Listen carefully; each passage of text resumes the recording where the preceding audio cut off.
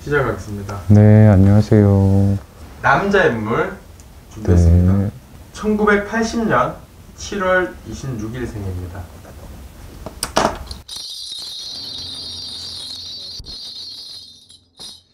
이분 사주를 놓고 보면 약간 화려한 꽃 같은 사주가 있거든. 그러니까 예를 들어서 내가 남자분이라고 했잖아. 남자분이 이렇게 화려한 사주를 갖고 있다 그러면 뭐 연예인이 됐던 무슨 뭐 가수가 됐던 탤런트가 됐던 이런 식으로 이름을 올려야 되고, 남이 누구라 그러면 조금 알아봐 줄 만한 기운을 가지고 있는 사람이긴 한데, 좀 내가 표현을 이렇게 하는 게 좀 외람되긴 하지만 운기 자체가 37이 피크였거든.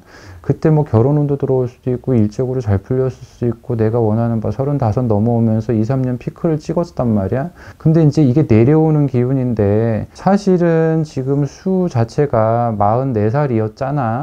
사사 황청에 걸린다 그러면 내가 가지고 있는 걸 모든 걸 다 털어내야 되는 형국인데, 사주가 조금 팔자가 세다 그래야 되나? 그렇기 때문에 내가 앉은 자리가 편치가 않고 거처가 편안하지가 않아서, 내가 뭐 예를 들어 결혼을 했다 그러면 이혼수도 들어오는 데다가, 또 43살, 44살 뭐 요때쯤이거든. 이혼수도 들어오는 데다가 뭐 처자식이 뭐 이혼을 안 하고 그냥 산다 그래도 처자식을 두고 내가 밖에 떠나서 외톨이 생활을 한다거나, 또 일적인 부분도 내가 옛날에 비해서는 현저하게 낮아질 수 있다거나. 그러니까 예를 들어 가수라 그러면 옛날에는 뭐 가요대상에 나와야 될 사람인데 그냥 무슨 뭐 밤무대에서 노래를 하는 격이야. 근데 뭐 연예인이라 그러면은 뭐 이제 예를 들어서 뭐 뭐라 돼? 연기하시는 분 같은 경우는 큰 영업, 뭐 대종상 이런 걸 타야 되는 양반이 그냥 일반 뭐 요새 뭐라 그래야 돼? 예능? 뭐 이렇게밖에 풀리지가 않는 기운이란 말이야. 근데 사실은 사주의 경금사주이기 때문에 자기 주장도 강하고 자기 화도 있고, 자기 성격대로 안 되면 조금 볶아치는 게 있어. 성격이 급하거든.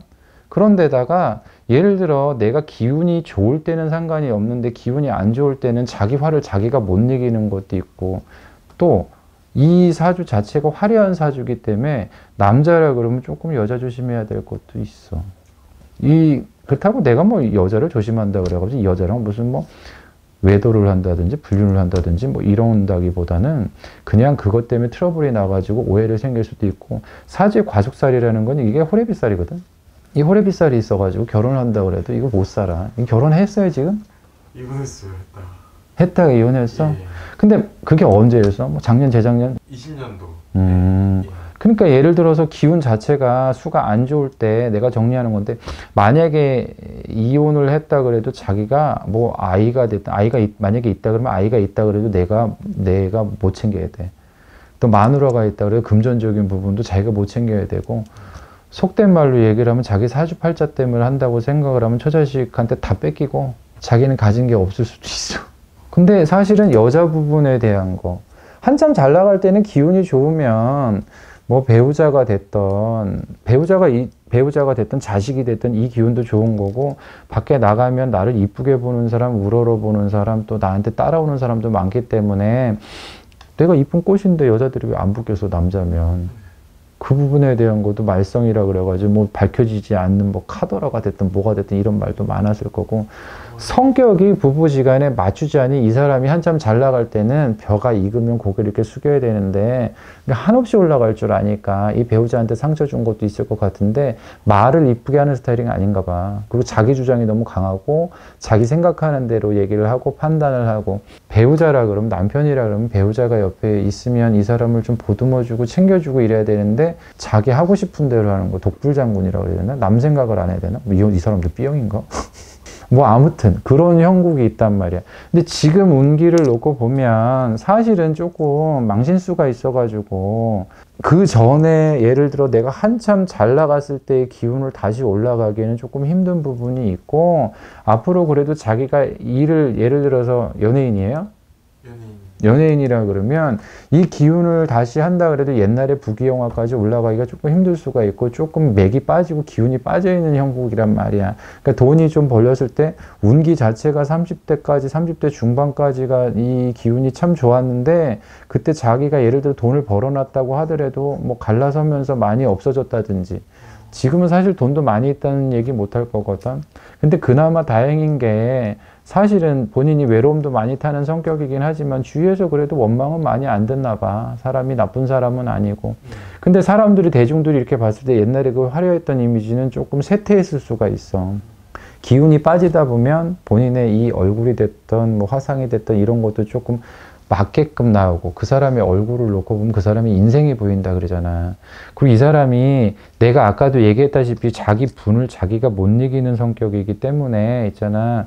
좀 뭐라도 화가 난다 그러면 술, 뭐 담배, 뭐 이런 거 있죠. 이런 거 좀 조심해야 될 것 같아. 건강 자체가 그렇게 겉으로 볼 때는 강해 보이고 튼튼해 보이고 막 그럴 수는 있지만 속으로 약간 병이 들어오는 형국이거든. 이 집이 조금 남자들이 조금 명이 짧아요.